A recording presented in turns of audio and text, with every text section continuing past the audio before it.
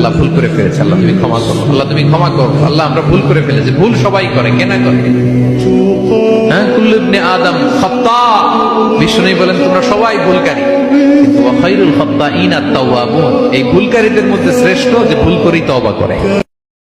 আল্লাহ বলে বান্দা বলো না, আমি যদি আজকের রাতকে টেনে লম্বা করে সারমাদান ইলা ইয়াউমিল কিয়ামা, কিয়ামত দিবস পর্যন্ত দীর্ঘ করে রাখি, রাত বানিয়ে রাখি, মান ইলাহুন গায়রুল্লাহ, আমি আল্লাহকে বাদ দিয়ে কে আছে তোমার, ইয়াতিকুম বিদিয়াইন, যে আগামী কালকের আলো এনে দিবে, ভোর এনে দিবে, কে আছে কেউ?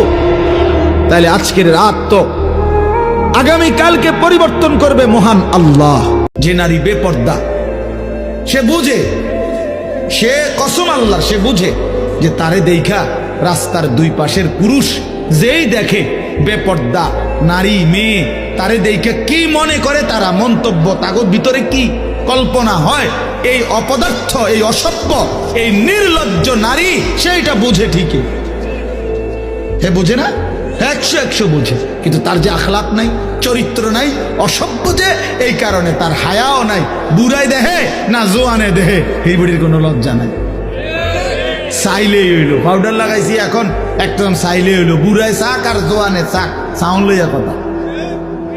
ছোট্ট এই দোয়াটি পড়ে ঘুমিয়ে যান, সকালে উঠে ফলাফল দেখুন। দোয়াটি একদম ছোট্ট, এই জন্য ছোট্ট এই দোয়াটি পড়ে আজ রাতে ঘুমিয়ে যাবেন, সকালে উঠে ফলাফল দেখবেন ইনশাআল্লাহ।